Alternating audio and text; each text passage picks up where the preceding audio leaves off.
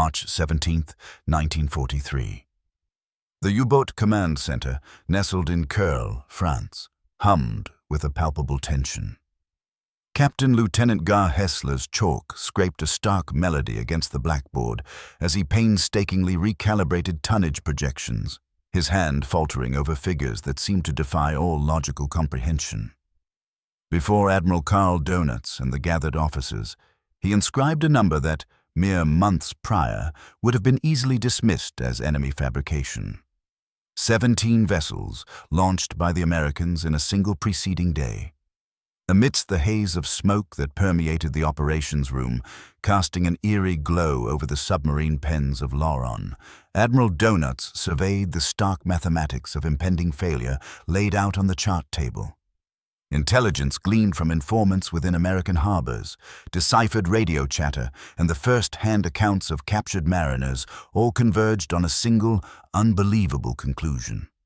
The United States was constructing vessels at a pace that far outstripped the U-boat's capacity to send them to the seabed. This wasn't a marginal difference. It was an overwhelming, crushing disparity. The architect of the tonnage war, the very commander of Germany's formidable submarine fleet, whose strategy had brought Britain to the brink of starvation, was now witnessing a profound metamorphosis in naval combat, driven by the inexorable force of industrial output. From 1941 through 1945, an astounding 18 American shipyards would deliver 2,710 Liberty ships, averaging a staggering 3 new vessels every 2 days.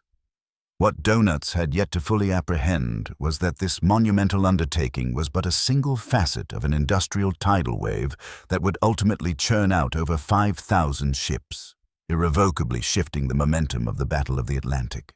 The dawning realization that was unfolding within that command center would reverberate through the U-boat corps like a seismic shock, shattering the resolve of men who had firmly believed they could cripple the Allied war effort through simple arithmetic, that is, sinking ships faster than they could be replenished.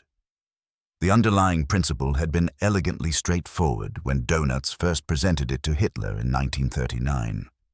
His calculations suggested that a fleet of 300 medium Type 7 U-boats could achieve a monthly destruction of 1 million tons of shipping. Within a year, this would be sufficient to sink a substantial portion of the approximately 3,000 British merchant vessels, thereby strangling the British economy. The figures were stark. Britain required 47 million tons of imported supplies annually to sustain itself. To prevail in this tonnage war, the U-boat arm was tasked with sinking 300,000 gross registered tons per month, a rate intended to overwhelm Britain's shipbuilding capabilities. In his leather-bound war journal, Donitz had articulated this philosophy with his characteristic precision. The enemy power's shipping is one vast, gaping hole.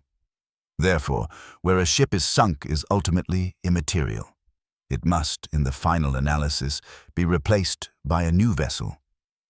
This tonnage war doctrine distilled the intricate complexities of naval strategy into a simple equation.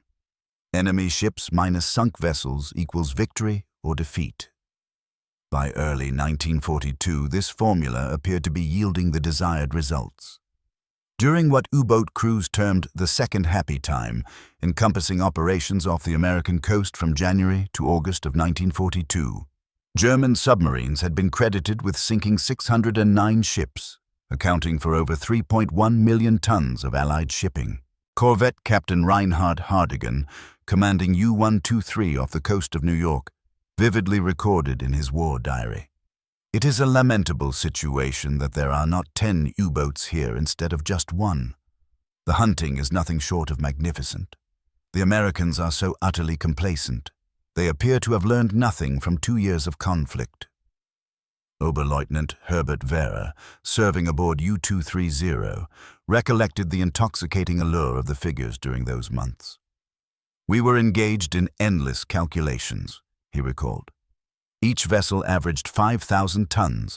6 ships meant 30,000 tons. Our flotilla, comprising 12 boats, with each achieving 6 sinkings per patrol, translated to 360,000 tons. With 40 boats operating continuously, we felt victory was within our grasp. The initial tremors indicating something extraordinary was occurring in American shipyards emanated from unexpected quarters. In September of 1942, survivors from the torpedoed freighter West Lashway, rescued by U-66, spoke with disarming candor during their interrogation. One merchant sailor, an oiler from the engine room hailing from Baltimore, casually remarked that his vessel had been constructed in a mere 35 days. Captain Lieutenant Friedrich Markworth, commanding U-66, duly noted in his war diary, "The prisoner must be mistaken or deliberately fabricating the truth.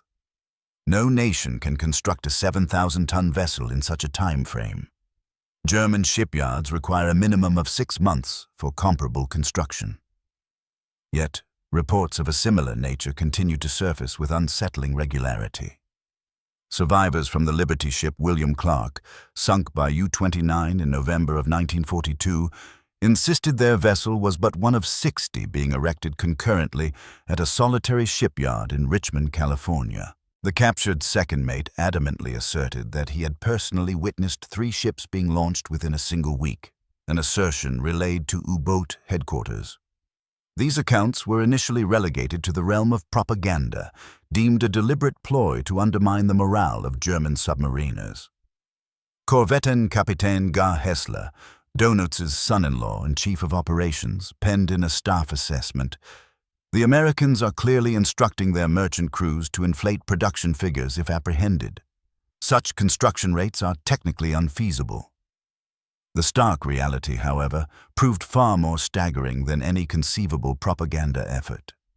At Henry Kaiser's Richmond shipyards in California, revolutionary manufacturing methodologies were achieving the seemingly impossible. The SS Robert E. Perry was launched on November 12, 1942, a mere 4 days, 15 hours, and 29 minutes after its keel was first laid. This was not an isolated incident or a fleeting triumph. It was a potent demonstration of American industrial ingenuity that would forever redefine shipbuilding. The linchpin of this revolution was the widespread adoption of prefabrication and assembly line construction. Entire deckhouses, double-bottom sections, stern frame assemblies, and bow units were meticulously manufactured in distinct segments. These components were then brought together and assembled like colossal steel puzzles. Each Liberty ship necessitated nearly 50 miles of welding, a significant departure from the traditional riveting process that demanded highly skilled artisans. Welders, in contrast, could be proficiently trained in a matter of weeks, not years. Women, adolescents, and individuals previously deemed unemployable were adeptly operating cutting torches and welding equipment. German intelligence operatives stationed in neutral Portugal managed to procure American newspapers that featured compelling photographs of these burgeoning shipyards. These images were subjected to intense scrutiny at U-boat headquarters.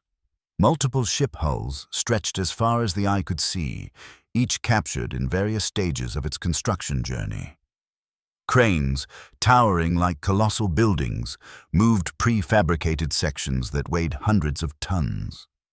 The photographs depicted ships in every conceivable phase of production simultaneously.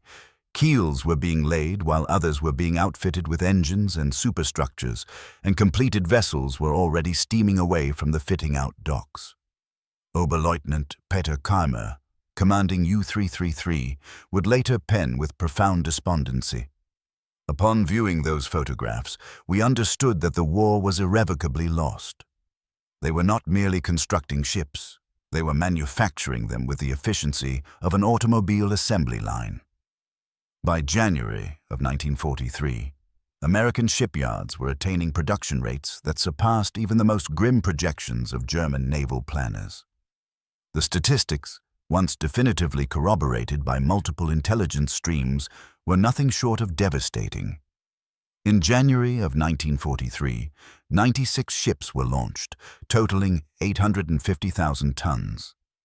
In February of 1943, 108 ships were launched, representing 975,000 tons.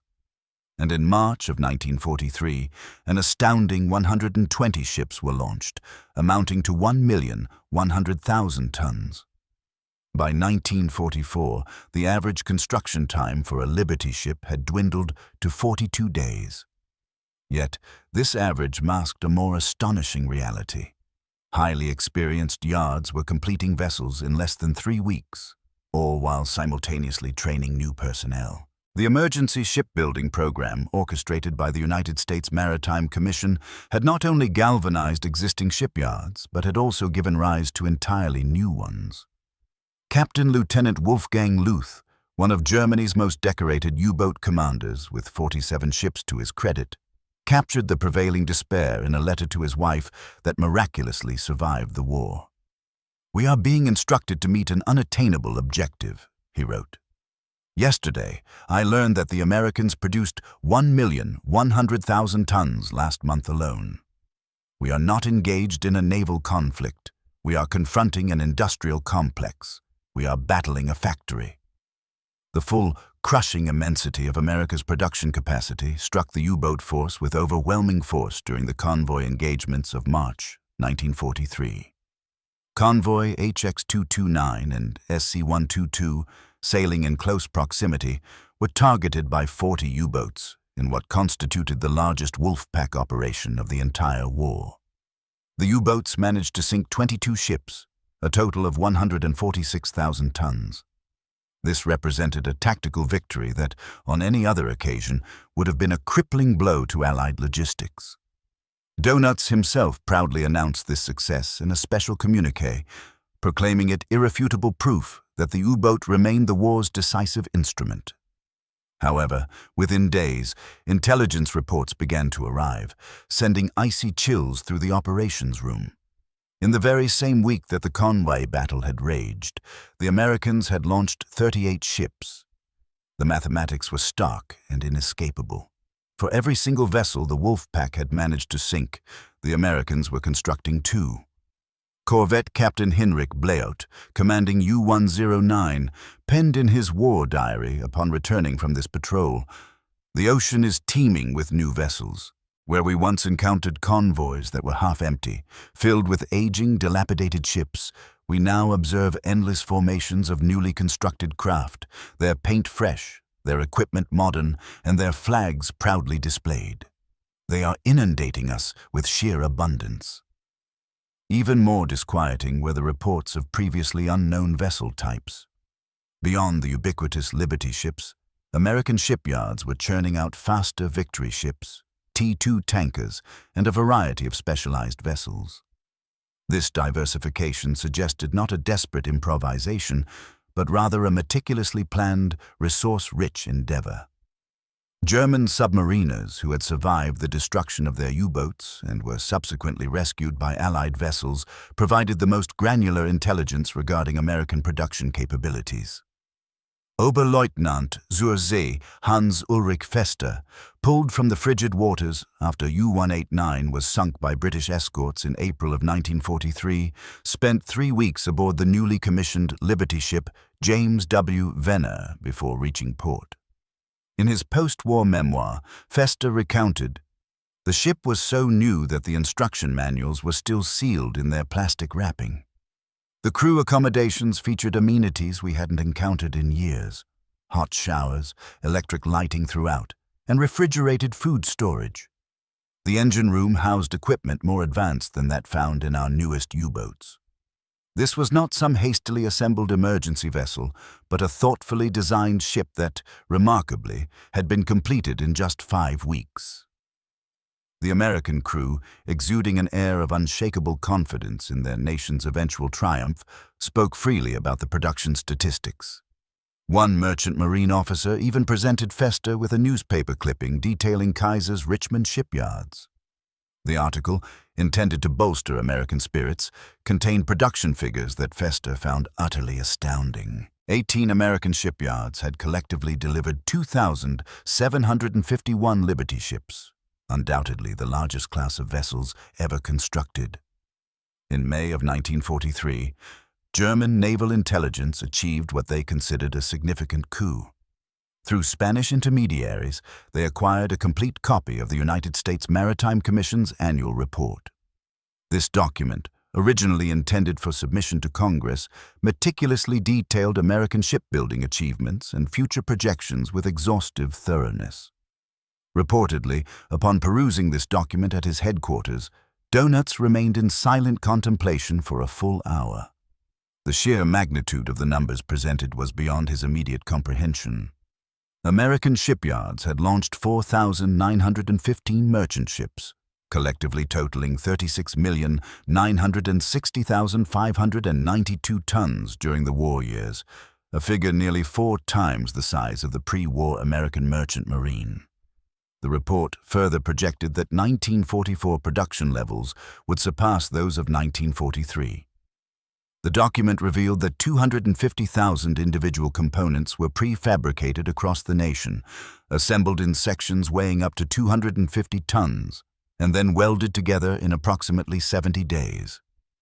One section of the report proudly boasted that American shipyards employed over 700,000 workers, a contingent that included 200,000 women. German shipyards, in stark contrast, employed fewer than 80,000 workers in total, the majority of whom were increasingly reluctant conscripts and forced laborers. Forgotten Capitaine Sursi Eberhardgott, Donuts' chief of staff, undertook the somber calculations. At the current production rates, he determined, even if U-boats managed the theoretically impossible feat of sinking every single vessel in a large convoy, the Americans would still manage to replace the entire tonnage lost within 11 days. Beyond the sheer numerical disparity, U-boat commanders increasingly reported encountering technological advancements in American shipping that rendered their already perilous missions even more formidable. New Liberty ships were equipped with sophisticated navigation systems, enhanced damage control mechanisms, and defensive armaments that surpassed those found on many destroyer escorts from just 2 years prior. Captain Lieutenant Herbert Schulze, commanding U-437, noted after a failed engagement in June of 1943. The target vessel executed evasive maneuvers, suggesting radar detection of our periscope. The new construction Liberty ship demonstrated speeds exceeding our intelligence estimates. Defensive armament included radar-directed guns that achieved near misses during our initial emergency dive. The technological chasm extended to the very methods of construction. While German shipyards still relied heavily on the older, more labor-intensive riveting process, American facilities had perfected welding techniques. These advancements not only accelerated production, but also yielded stronger, more resilient hulls. Welding conserved steel, reduced construction timelines by an estimated 30%, and could be effectively performed by workers trained in a mere 2 weeks. German attempts to accelerate their own shipbuilding efforts met with catastrophic failure. The few cargo vessels that Germany managed to construct required an average of 8 months to complete. When immense pressure was exerted to expedite construction, the quality suffered so severely that several ships literally disintegrated during sea trials. The psychological toll on U-boat crews was devastating. Men who had sailed in 1940 and 1941, when individual submarines were capable of decimating entire convoys, now found themselves facing an overwhelming and relentless opposition. The roles had reversed. Where they had once been the hunters, they were now unequivocally the hunted. Machinist Johann Müller, a diesel mechanic aboard U-758, meticulously maintained an illicit diary that remarkably survived the war. His entry for July 1943 reads poignantly, "The old hands speak of the days when we were victorious, when ships burned from one horizon to the other. Now, we consider ourselves fortunate to survive each patrol. We hear that the Americans are constructing vessels faster than we can even reload our torpedo tubes. What, then, is the ultimate purpose of our sacrifices?" The statistics unequivocally supported this pervasive sense of despair. Following December 1941, the month the United States officially entered the war, the monthly tonnage target effectively doubled to 700,000 gross registered tons. This ambitious target was achieved in only 1 month, November of 1942. Subsequently, after May of 1943, Average monthly sinkings plummeted to less than 1/10 of that figure. The hunters had definitively become the hunted, and the fundamental arithmetic of the tonnage war had been reversed with breathtaking finality. U-boat morale, already frayed by mounting losses and constant danger, began to unravel completely under the weight of these revelations. Crew members started referring to their submarines as iron coffins, a term that, just a year prior, would have resulted in severe disciplinary action. Now, however, it had become so commonplace that officers largely overlooked it. Confronted with irrefutable evidence of American industrial supremacy, Admiral Donuts resorted to desperate stratagems to sustain the tonnage war effort. In a pivotal conference with Hitler on May 31, 1943, he passionately advocated for an increased U-boat production quota, requesting a minimum of 40 new submarines per month. Hitler, increasingly detached from the grim realities of the conflict, grudgingly approved the request, but crucially failed to allocate any additional resources to support it. Donuts also mandated significant adjustments to tactical doctrine. U-boats were explicitly instructed to prioritize the targeting of fully laden vessels over those in ballast, to focus on tankers rather than dry cargo carriers, and to concentrate on newer construction that would prove more challenging for the enemy to replace. However, these tactical refinements proved utterly futile when pitted against the relentless tide of American industrial output. In his war diary entry for June 1943, Donuts wrote with an uncharacteristic tremor of emotion, "The enemy production figures have been confirmed from numerous independent sources. We are not confronting a naval fleet. We are facing an entire industry. Each subsequent patrol now results in losses of submarines that we simply cannot replace, while the enemy launches multiple new vessels on a daily basis. The arithmetic of the tonnage war has become our death sentence." At the very core of America's extraordinary shipbuilding success stood Henry J. Kaiser, an industrial titan who, remarkably, had never overseen the construction of a single ship prior to 1940. His methodologies, honed through massive infrastructure projects like the Hoover Dam, radically transformed the shipbuilding landscape forever. German intelligence meticulously compiled extensive dossiers on Kaiser, desperately attempting to comprehend how the innovative approach of one individual could so decisively tip the scales in the Battle of the Atlantic. Kaiser's innovations, though deceptively simple, were revolutionary in their practical application. He championed modular construction and sophisticated assembly techniques, wherein ship sections were welded together rather than riveted. The implementation of assembly lines, the integration of female workers, and the adoption of three-shift continuous operations effectively transformed traditional shipyards into bustling factories. German naval architects, poring over captured technical documentation, were utterly astounded by Kaiser's production metrics.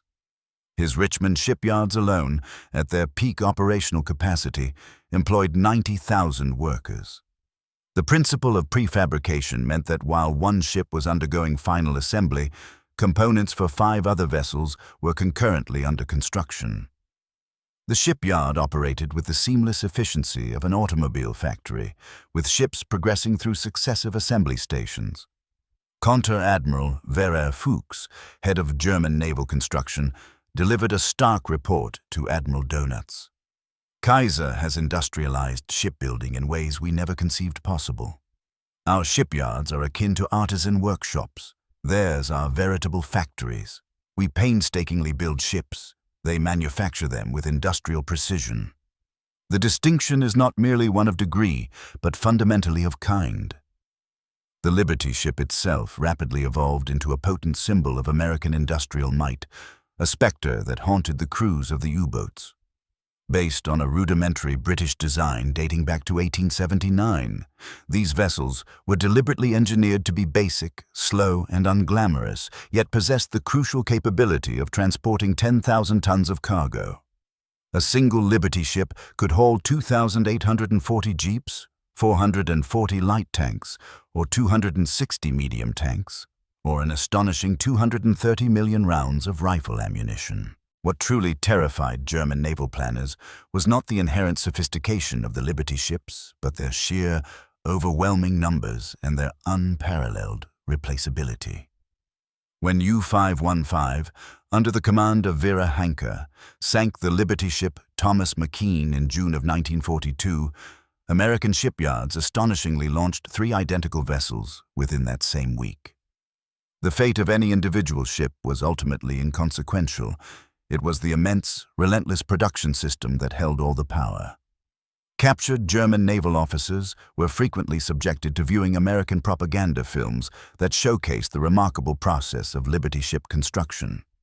One particular film, which depicted the complete assembly of a vessel through time-lapse photography, reduced a group of veteran U-boat officers to a state of stunned, bewildered silence. Captain Lieutenant Hans Jennes later recalled, "We watched them erect an entire ship in what seemed like mere minutes."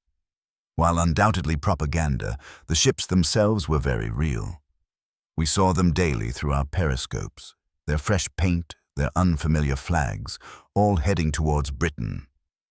American mass production techniques fostered unexpected advantages that extended far beyond mere numerical superiority. Standardization meant that repair parts were entirely interchangeable across hundreds of vessels.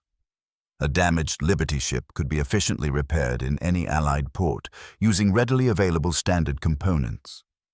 German vessels, often custom-built or heavily modified, required highly specific parts that could take months to manufacture. The American production system also facilitated rapid technological advancement. When U-boats began achieving notable success with acoustic torpedoes in late 1943, the Americans were able to retrofit hundreds of Liberty ships with sophisticated noise-making decoys within a matter of weeks. In contrast, German efforts to counter Allied radar took years to implement across their comparatively small U-boat fleet.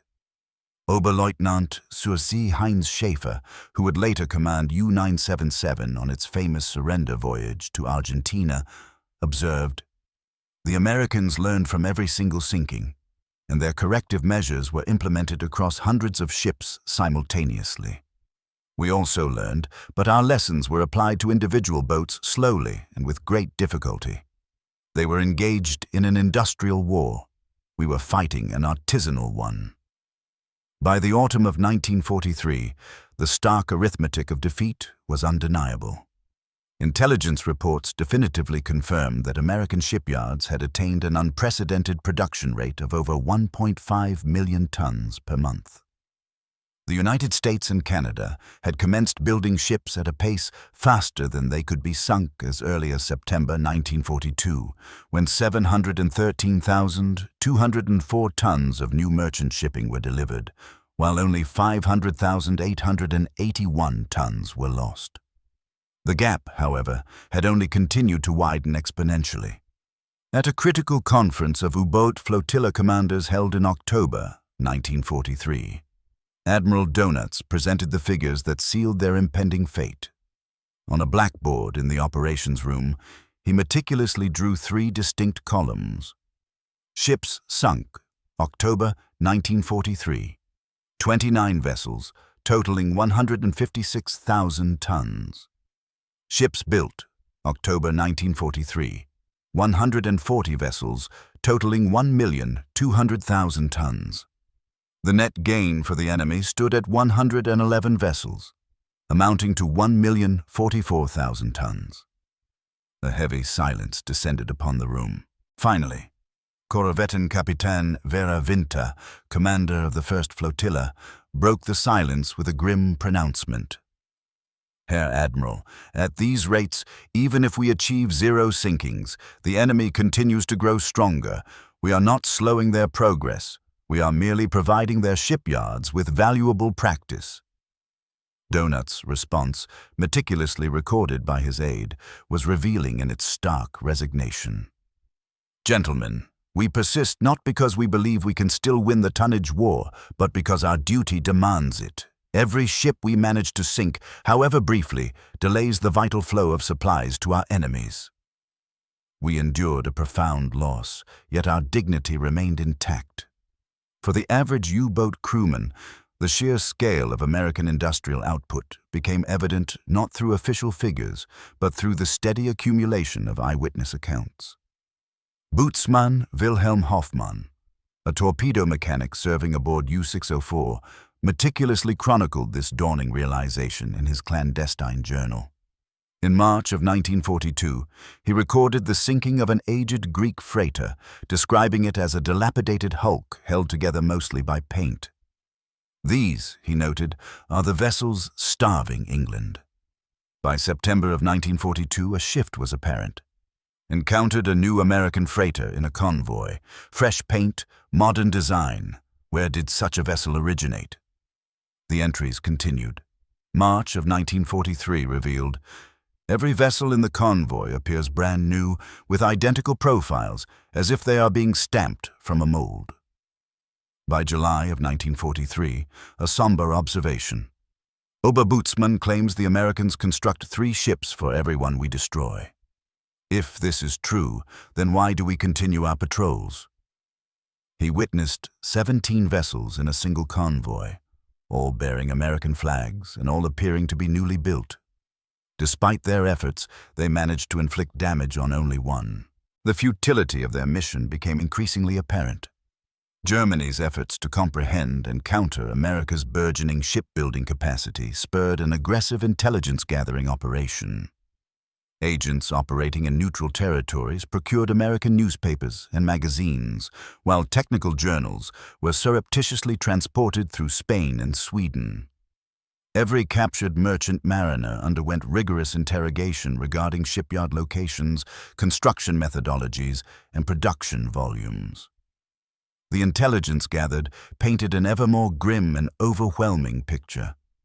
Beyond the widely known Liberty ships, the Americans were actively producing other vital vessels, Victory ships, distinguished by their enhanced speed and advanced design compared to the Liberties. T-2 tankers, capable of transporting 141,000 barrels of oil, and C-1, C-2, and C-3 cargo ships specifically engineered for diverse routes and commodities. Furthermore, hundreds of escort carriers and destroyer escorts were being launched. In December of 1943, Ernst Clare, a naval intelligence officer, compiled an exhaustive report concluding, America's shipbuilding capacity surpasses our entire pre-war estimation of their total industrial might. Annually, they are constructing more vessels than constituted the entire global merchant fleet prior to the war. Following Germany's capitulation in 1939, captured U-boat commanders provided extensive testimonies acknowledging America's overwhelming industrial superiority. Their accounts, preserved within Allied interrogation records, illustrate a psychological progression from initial confidence through mounting doubt to ultimate despair. Fregattenkapitän Fritz Ullius, who commanded U-30 at the onset of hostilities, stated in 1940 that they believed 20 U-boats could effectively strangle Britain. By 1943, despite commanding 200 operational submarines, they were unequivocally losing the Battle of the Atlantic. The Americans did not defeat our submarines, he lamented. They buried them beneath an avalanche of steel. Cape T. Elt. Heinrich Müller, captured when U-590 was sunk in July of 1943, offered a more specific recollection. I attended a briefing where we were presented with American production figures. The staff officer delivering the presentation actually apologized, stating he understood the numbers seemed unbelievable, but they had been verified by numerous sources. I found myself recalling those figures every time I raised my periscope and observed yet another convoy laden with new vessels. The ultimate statistics of the tonnage war laid bare the complete extent of Germany's defeat. By the war's conclusion, although the U-boat arm had successfully sunk 6,000 vessels, totaling 21 million gross register tons, the Allies had concurrently commissioned over 38 million tons of new shipping. This net gain of 17 million tons meant the Allied merchant fleet at the war's end was considerably larger than it had been at its inception. For Gross Admiral Karl Dönitz and his staff, these figures represented not merely a military setback, but a fundamental conceptual failing. The tonnage war strategy had been predicated on assumptions of finite resources and limited production capabilities. It had utterly failed to anticipate an adversary capable of transforming its entire industrial infrastructure into a shipbuilding juggernaut. In his final wartime diary entry before Germany's surrender, Dönitz penned, "We engaged in the last war with armaments designed for the war before that. The Americans fought with factories. In the end, their Liberty ships proved mightier than our U-boats, not because they were superior vessels, but because there was an inexhaustible supply of them. We sank ships. They built entire fleets." In August of 1945, while detained at Mondorf-les-Bains, Dönitz engaged in extensive discussions with other high-ranking German officials. In a recorded conversation with Generalfeldmarschall Wilhelm Keitel, Dönitz made a startling admission. "I knew by the spring of 1943 that the tonnage war was lost. The Americans were constructing vessels at a rate that defied not only our capabilities, but our very comprehension. I had tasked my staff with calculating the time required for Germany to build 2,700 cargo ships. The answer was 150 years, operating at our maximum production capacity. The Americans achieved this feat in 4 years, all while simultaneously developing the world's largest navy and air force." When Keitel inquired why he persisted in dispatching U-boats on increasingly perilous missions, Dönitz revealed the inescapable predicament of his own strategic design. What alternative did we possess? To concede that our entire naval strategy was a delusion, that we had challenged an industrial colossus with what amounted to naval guerrilla warfare. We persisted because to cease would have necessitated acknowledging that we had never held a genuine chance of victory. Ironically, American shipbuilders themselves were often unaware of the profound psychological impact their endeavors had on the U-boat force. Shipyard workers, interviewed after the war, expressed surprise that their efforts had so significantly demoralized the enemy. Margaret Rosie Thompson, a welder at Richmond Shipyard No. 2, recalled, "We were simply doing our jobs, striving to surpass the production records of other shifts. We would even paint slogans on the hulls, like 'Built by America's Women' or 'From Richmond to Hitler with Love.'" She added, "We had no inkling that U-boat commanders were reading these slogans through their periscopes and succumbing to despair." Henry Kaiser himself, in a 1946 interview, admitted he had not fully grasped the strategic ramifications of his production methods. "I was focused on efficiency, on cost per ton, on worker safety. It wasn't until after the war that I realized we had, in essence, automated our victory. The Germans could never match our industrial mathematics. Every Liberty ship served as proof that democracy and free enterprise could outproduce tyranny." The figures themselves tell the final story with stark clarity.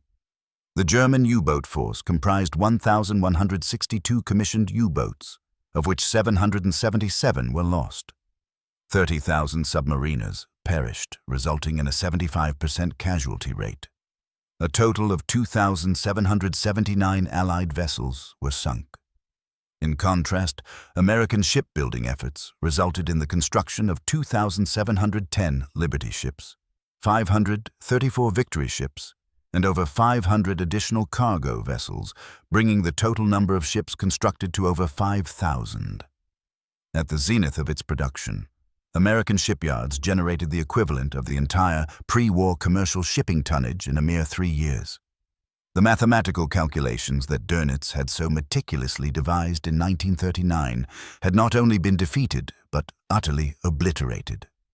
Post-war interviews with surviving U-boat commanders revealed the profound impact that the recognition of American industrial might had on them. Many conceded that by mid-1943, they understood the war was lost, not due to military defeats, but because of overwhelming production statistics. Korvettenkapitän Adalbert Schnee, one of the most decorated U-boat commanders, stated at a veterans reunion in 1975, "We were magnificent warriors, vanquished by accountants and factory workers. Every torpedo we launched cost the Reich the equivalent of building 5 houses. Each Liberty ship the Americans constructed cost them less than our torpedoes. We were fighting the wrong war with the wrong armaments against the wrong adversary. The psychological repercussions extended well beyond the conflict's conclusion. Numerous veterans struggled to comprehend the sheer magnitude of their misjudgment regarding American capabilities. Heinrich Lehmann Willenbrock, the highly decorated commander of U-96 immortalized in Das Boot, later worked in merchant shipping and witnessed Liberty ships still operating efficiently in the 1960s. He observed, "Ships we were told were emergency, barely seaworthy scrap outlasted our finest U-boats by decades. It was the ultimate indignity. Their disposable vessels were superior to our most advanced submarines." In February of 1943, a remarkable document circulated among U-boat flotilla commanders, authored by an anonymous staff officer later identified as Korvettenkapitän Hans Rudolf Rosing. It presented a mathematical analysis that proved eerily prophetic. Current American production, 1 million tons per month and increasing. Current sinking rate, 400,000 tons per month and decreasing. Net Allied gain, 600,000 tons per month. At these rates, by December of 1943, the Allies will have replaced all losses incurred since 1939. By December of 1944, the Allied merchant fleet will exceed pre-war tonnage by 100%. By December of 1945, the Allies will possess double the world's 1939 merchant capacity. Conclusion: the tonnage war is not being lost. It is already lost. Mathematics does not lie. This document was suppressed by Dönitz's headquarters, but copies survived. Every prediction contained within it proved to be conservative. The Allies ultimately surpassed these projections. Peter Krenn, nicknamed Ali, commander of U-333, offered perhaps the most eloquent summation of the U-boat force's dawning comprehension of American industrial power. In his post-war memoir, he wrote, "We had been informed that America was a mixed nation of jazz musicians and Hollywood cowboys, incapable of serious warfare. Then we learned they were building ships at a pace too rapid for us to count, let alone sink. Each Liberty ship stood as a 7,000-ton testament to our leaders' delusions. I recall the precise moment I knew we had lost. It was March of 1943. I had just successfully torpedoed a freighter, a clean kill, when my watch officer alerted me to the periscope. On the horizon, he had spotted another convoy. 40 ships, all new, all American-built, all en route to Britain.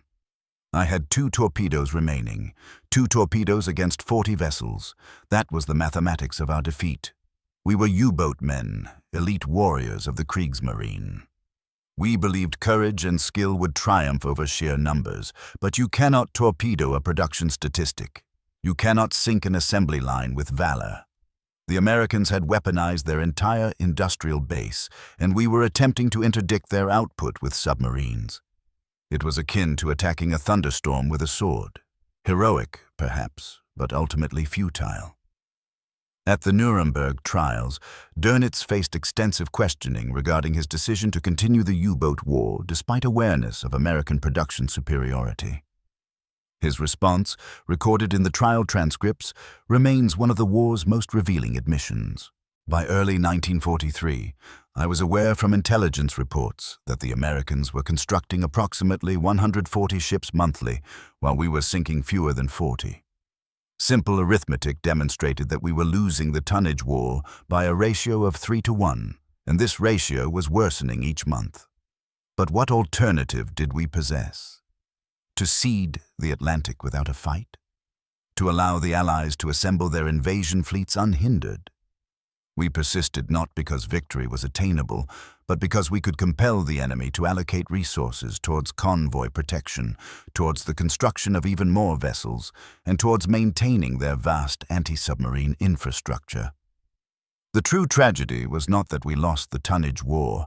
That outcome was inevitable once America entered the conflict. The tragedy lay in the very belief that we could win it. We challenged the world's preeminent industrial power to a contest of production. The outcome was preordained. By the war's end, the statistics were so overwhelmingly decisive that many U-boat veterans initially refused to accept them. At a prisoner of war camp in Louisiana, captured U-boat officers were shown a film depicting American shipbuilding. The film claimed that at its peak, the American shipbuilding machine could produce the entirety of the pre-war commercial shipping tonnage in just 3 years. KTLT. Johann Moore stood up and declared it propaganda, an impossibility, a lie. The American camp commander responded by arranging a tour of the Houston Ship Channel.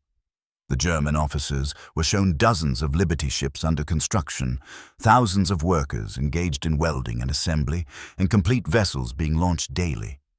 Moore later wrote, "We stood there, 30 U-boat officers, witnessing them construct more tonnage in a single morning than our finest patrol had ever sunk. Some men wept, others laughed, a bitter laugh of men who had finally grasped a terrible jest. We had been attempting to drain the ocean while the Americans were refilling it with a fire hose." The narrative of German U-boat commanders recognizing American shipbuilding supremacy transcends a mere account of industrial triumph. It signifies the pivotal moment when modern warfare transitioned from an emphasis on tactical prowess to the dominance of production capacity, from individual heroism to systemic output. Fregattenkapitän Reinhard Suren, who commanded U-564 with distinction, offered the most prescient analysis in a 1960 interview. "We learned too late that in modern warfare, courage and skill are less significant than conveyor belts and welding torches. The Americans did not defeat our U-boats with superior vessels or more effective tactics. They defeated us with superior mathematics. They understood that war had become an equation, and they simply generated more solutions than we could formulate problems." The psychological journey of U-boat commanders, progressing from confidence through disbelief to despair, mirrors the broader German military experience. They had prepared for tactical engagements and encountered industrial warfare. They had trained to combat ships and found themselves confronting entire factories. Decades after the war, German naval officers continued to grapple with the sheer magnitude of American industrial achievement. At a 1985 reunion of U-boat veterans in Kiel, the keynote speaker, former Korvettenkapitän Eric Topp, addressed the assembled survivors. "Gentlemen, we were the finest submarine force ever assembled. Our training was superb. Our vessels were excellent. Our tactics were revolutionary. We sank millions of tons of shipping and came perilously close to starving Britain. But we were defeated by something we never comprehended and could never counter: the American capacity to transform their entire nation into a weapon. Every American housewife who purchased war bonds, every teenager who worked a shipyard shift, every farmer who grew food for industrial laborers, they were all combatants in a war we did not know how to fight. We sank their ships, and they built more. We sank those, and they constructed even more. It was not a battle. It was an avalanche. Let us honor our fallen comrades, not by pretending we could have won, but by acknowledging the truth. We were warriors from an old world, battling an adversary who had invented a new one. They did not defeat us with better submarines or superior seamanship. They defeated us with Liberty ships, those ungainly, slow, mass-produced symbols of a democracy that could transmute its entire society into an arsenal. That is the lesson we must impart. In modern warfare, the factory floor is as critical as the battlefield. The production line is as crucial as the front line. We learned this truth through our periscopes, observing endless convoys of new American vessels steaming towards horizons we could no longer reach.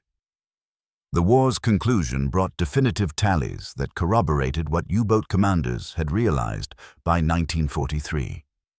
Germany needed to sink 700,000 tons monthly to prevail in the tonnage war after the United States entered the conflict, a feat they achieved only once, in November of 1942. In stark contrast, American shipyards were producing over 1.5 million tons monthly by 1943. The human cost of this mathematical defeat was staggering. Of the 40,000 men who served in U-boats, 30,000 perished, representing a 75% casualty rate, the highest sustained by any service branch of any nation during the Second World War. They fought magnificently in pursuit of a strategy that mathematics had rendered futile from its inception. Admiral Karl Dönitz, writing in his memoirs years after the war, provided the epitaph for the tonnage war. "We calculated that sinking sufficient tonnage monthly would lead to Britain's defeat. We failed to calculate that America could construct 2 million tons monthly." That was not a miscalculation. It was a failure of imagination. We could not conceive of such industrial power because we had never witnessed it. By the time we could perceive it through our periscopes and in our intelligence reports, it was too late. The war had already concluded. We simply continued fighting for 2 more years before acknowledging the inevitable. Today, only 2 operational Liberty ships remain from the 2,710 that were built. The SS John W. Brown and the SS Jeremiah O'Brien, both preserved as memorial vessels. They stand as testaments not to naval architecture, but to industrial achievement, enduring reminders of a time when America transformed itself into what President Franklin D. Roosevelt famously termed the arsenal of democracy.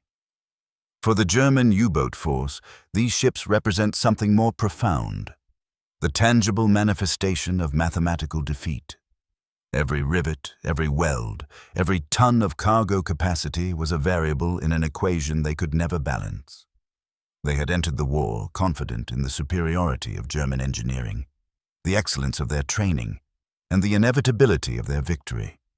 Instead, they discovered that wars could be won in shipyards, that victory could be forged by workers who had never set foot on the ocean.